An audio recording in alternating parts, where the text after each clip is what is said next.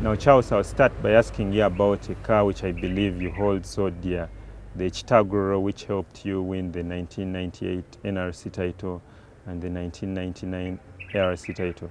Just how fundamental was this car in shaping you as a rally driver? My car, which I was driving, which they named Yellow Bird, could not compete with the vehicles my competitors had. Let's say Kato had a Toyota Celica Group A, Karim had the same, and it was difficult for me to compete favorably, given the fact that there were some frustrations. So I had to go and look for a car which was matching theirs. So that is how the Chitaguro came in. And when it came in, we were in the middle of the season. I had accumulated some points. And when the Chitaguro came, now I started winning straight away. You didn't compete in the 1999 National Rally Championship because you had been slapped with a ban. This year we've had a section of drivers also slapped with a similar ban, so to speak. What's your take on drivers having a voice in motorsport? It's very unfortunate because you see they use that tool to muzzle the drivers. Even if they are disappointed or they are mistreated, they intend not to let them speak out. Once you speak out what has been wronged you, then they ban you or they penalize you or they do anything that can hurt you, so that others get scared. So they keep on with their, style of managing the motorsports.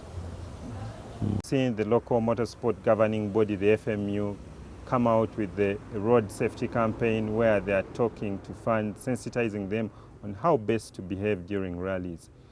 I know back in 2002 you were involved in a rather grotesque incident where you knocked down 2 children. What's your take on this issue of safety in motorsport?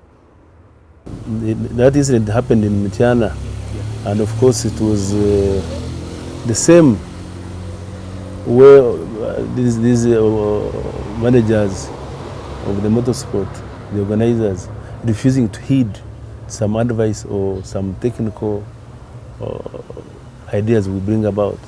For example, I was put in number 7. I had a world rally car and I was a senior driver. So they chose to put me in number 7. And I told them, why do you put me in number 7? I have a fast car, I'm a senior driver, you cause problems. But they ignored it intentionally. And at the end of the day, you see what happened. Because I had to catch up with another vehicle in the dust. Now when the car passed, these fans just jumped in the road and I had no alternative. And those were the same thing they expected. Either I slow down or I get such a kind of accident or I fall off. You cannot compare our times with this time because our times were very tough. We had serious drivers, we had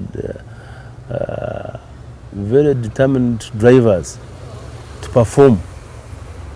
Although there were some few problems here and there, but the top drivers were very competitive and serious. Before long, I may be back on the road because I already have arrangements to go for ARC, and my car is being prepared in Scotland. So I think soon or later you'll see me on the road.